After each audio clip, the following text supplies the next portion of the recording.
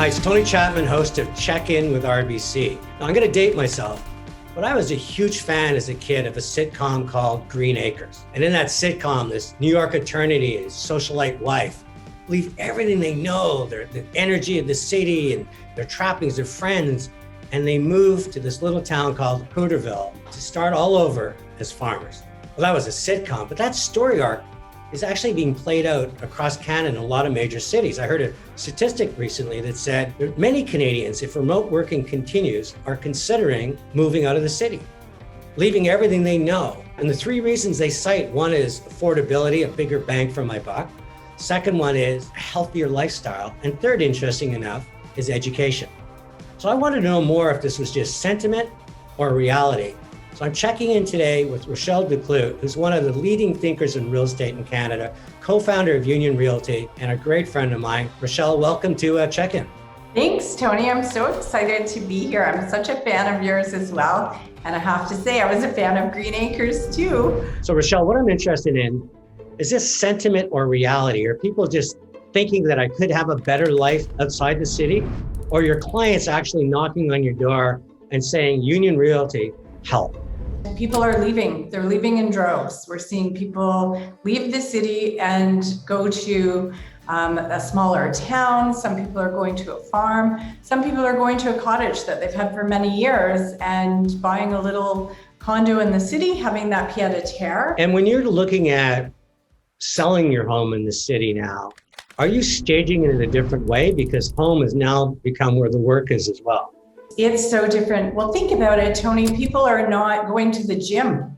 So the home gym is very important to people. Look at sales of Peloton recently. I mean, it's very different. We used to haul out treadmills and exercise bikes and put them away, or at least keep them only in the basement. Now we're adding those features to homes that we're staging, and we're bringing them upstairs so that people can work out in the light and be able to look outside. The values that people have around the space they live in, I think, have changed. So Rochelle, I've got to ask you, what kind of advice do you bring to clients to move from kind of just selling my house to this kind of big life change? Well, it's not like going away for a weekend for a picnic and enjoying the atmosphere and the surroundings just outside of the city. So we tell them, really do your homework, really look at the communities and spend a little bit of time there if you can. Be sure of where you're going. If you're looking for schools, what are the schools like? What are the amenities? I think people are realizing that they can live without the amenities that they're used to, and a smaller town, different lifestyles more appealing. That was great insight from Rochelle Decloux in terms of people aren't just thinking about it, they're starting to do it. You're going to make a major life change, and especially when it involves your real estate, arguably one of your biggest assets. You need to make sure you have the right plan. So I checked in with Jane Henderson from RBC. Jane, thanks for joining Check-In with RBC.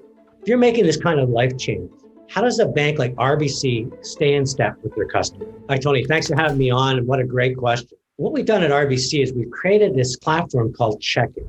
The idea is very simple. We want to make sure that our clients' finances are in step with where they are today and where they want to go tomorrow. And what Rochelle just told us is that people are making some big life changes. So people come in for a check-in, there's no obligation, there's no cost.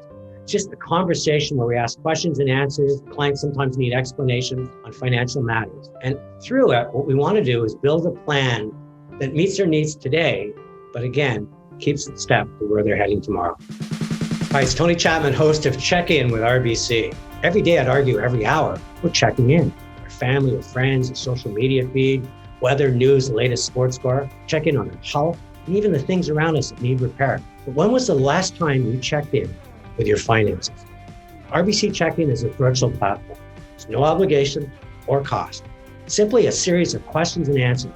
We want to identify where you're heading in life. What are your goals and dreams?